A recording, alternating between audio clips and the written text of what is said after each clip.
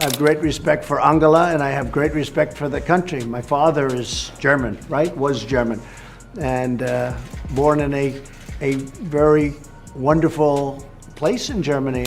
The President of the United States was sitting in the Oval Office. The German Chancellor was next to him.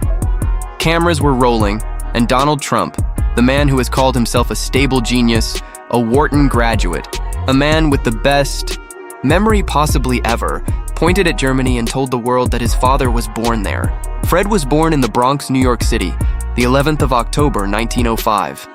It is in his New York Times obituary. It is in the public record. It has been fact-checked and corrected directly to Trump's face. 4 separate times, across 4 separate. The music, he said it again anyway to the German Chancellor on camera, with 1.6 million people watching before the week was over. That night, Stephen Colbert walked out onto the Ed Sullivan Theater stage carrying a single sheet of paper. My father was born in a wonderful part of Germany, very West Germany, and I'll never forget his favorite German saying, "Ich bin ein, forget about it." He didn't do his usual entrance. He walked directly to his desk, sat down, and held the document up so the cameras could read it clearly. If you grew up in an era when a man's word was only as good as his knowledge of his own family, you will understand why the audience went completely silent before Colbert said a single word. Colbert looked at the audience. He said, "So the President of the United States told the Chancellor of Germany today that his father was born in Germany." He paused. He held up the document. He said, "I have Fred Trump's birth certificate." He set it on the desk so the cameras could zoom in. He said, "Bronx, New York, the 11th of October, 1905. He tapped the paper. He said, "Not Germany, never Germany, the Bronx." The audience laughed, but it was uneasy laughter, the kind that arrives when something is funny and alarming at exactly the same time. Colbert wasn't done. He said, "Music. Now here is the part that makes this more than a simple mistake." He reached into the folder and pulled out a second document. He said, "This is from a 2019 interview, Trump speaking." He read it out loud.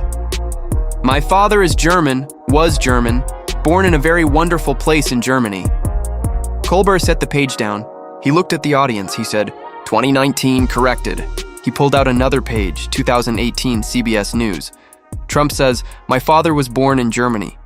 Corrected. He pulled out another page, 2020, Fox News, same claim, corrected again. He held up all 4 pages. He said, 4 corrections, 4 separate years. 4 separate times someone showed him the birth certificate. He looked into the camera.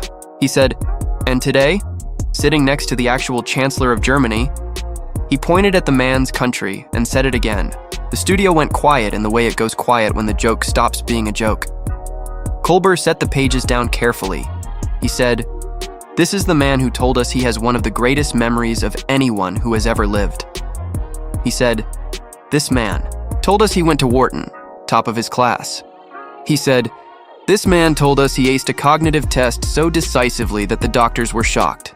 He said, "And today, he could not remember where his own father was born, a fact printed in the New York Times obituary, a fact his own niece had to correct publicly this morning on social media." He picked up Fred Trump's birth certificate one final time. He held it toward the camera. He said, "Bronx, New York. It has always said Bronx, New York. 4 corrections could not make it say Germany." He set it down quietly, the way you set down something that has just ended an argument. The audience rose, not with the roar of a punchline, with the specific sound of a room that has been shown the same document 4 times in one segment, and understood on the 4th time exactly what the pattern meant. Trump posted the next morning. He said the meeting with Chancellor Merkel had been fantastic. He said relations with Germany were at an all-time high.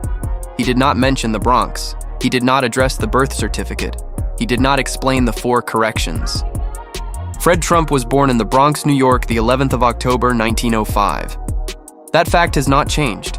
Not in 2018, not in 2019, not in 2020, not on the 3rd of March, 2026. The document says what it has always said, and it will still say it tomorrow. Subscribe to the narrative brief and turn on notifications. The birth certificate was always there. We make sure it stays visible. The patterns repeat. We slow them down.